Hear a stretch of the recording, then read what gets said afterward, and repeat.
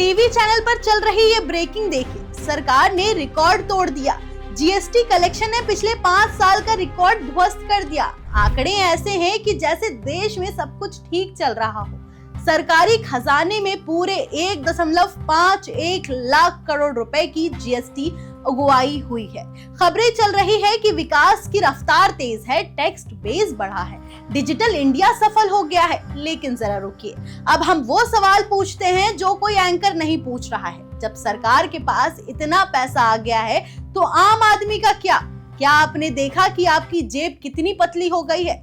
क्या आप देख रहे हैं कि दाल, तेल, आटा, सब्जी, हर चीज की कीमत आसमान छू रही है?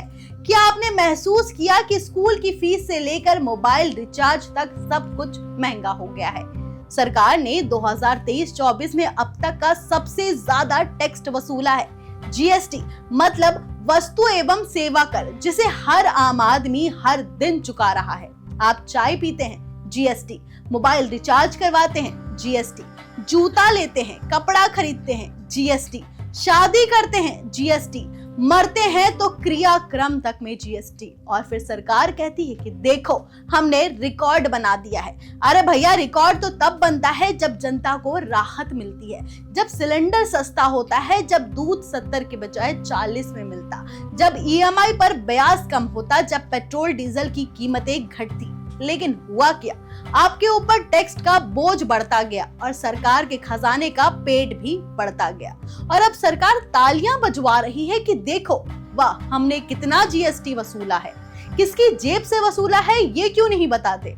2020 में जब जीएसटी कलेक्शन 1 लाख करोड़ के आसपास था, तब भी आम आदमी तंगी में था। और अब 1.51 लाख करोड़ तक पहुंच गया है, तब भी आम आदमी तंगी में ही है।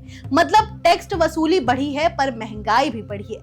न अस्पतालों के बिल कम हुए हैं, न स्कूलों की फीस, न खाने के दाम।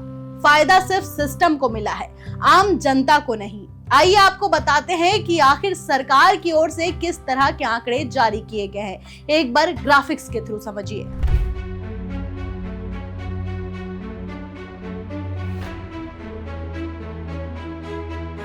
सरकार ने इस बार जीएसटी कलेक्शन में 5 साल का रिकॉर्ड तोड़ दिया है। हाँ, बिल्कुल सही सुना आपने।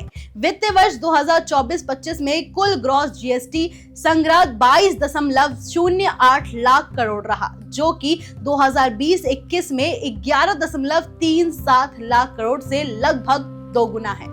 इस ग्राफिक्स को देखिए, 5 साल में रेवेन्यू कैसे उछला है, सीधा लगभग दोगुना। अप्रैल 2025 में अकेले 2.37 लाख करोड़ का रिकॉर्ड कलेक्शन हुआ है, जो अब तक का सबसे ज्यादा है। वहीं मई 2025 में ये 2.01 लाख करोड़ रहा है।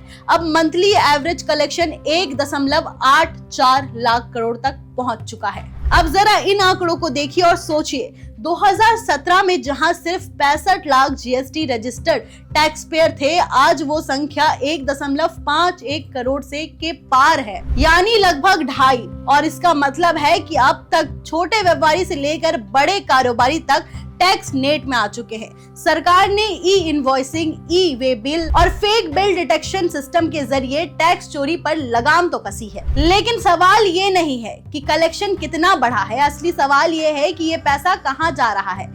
विपक्ष सवाल उठा रहा है कि क्या ये कलेक्शन सिर्फ महंगाई की वजह से है, क्या जनता पर टैक्स का भार बढ़ा है? और इन सब में सबसे दिलचस्प बात यह है कि जिन कंपनियों से सरकार इतना टैक्स वसूल रही है, वो कंपनियां ये बोझ भी ग्राहक पर डाल देती है। मतलब जनता से ही टैक्स लो और फिर उसी जनता को महंगी चीजें बेचो। जीएसटी कलेक्शन का रिकॉर्ड टूट गया है, ये खबर है, लेकिन जनता का बजट टूट गया है, ये खबर क्यों नहीं है? आज करोड़ों लोग ईएमआई, मेडिकल खर्च और बच्चों की पढ़ाई में फंसे हुए हैं और सरकार को सिर्फ ये दिख रहा है कि उनका टैक्स सिस्टम कितना स्मार्ट चल रहा है। तो अब एक और सवाल है, क्या जीएसटी सिर्फ सरकार की तिजोरी भरने का साधन बन गया है? क्या कोई रिटर्न नहीं है इस टैक्स का? क्या सरकार बताएगी कि इस रिकॉर्ड वसूली से आम आदमी को क्या मिला है? अगर नहीं मिला है तो ये रिकॉर्ड नहीं, जनता के भरोसे का शोषण है। और यही वजह है कि लोग कहते हैं सरकार का खजाना भरता जा रहा है, लेकिन जनता की जेब खाली होती जा रही है। इस खबर पर आपकी क्या राय है, हमें कमेंट बॉक्स में जरूर बताएं। और ऐसी ही तमाम बड़ी खबरों के लिए देखते रहे ONOG न्यूज। मिलते हैं अगली वीडियो में, तब तक के लिए धन्यवाद। है।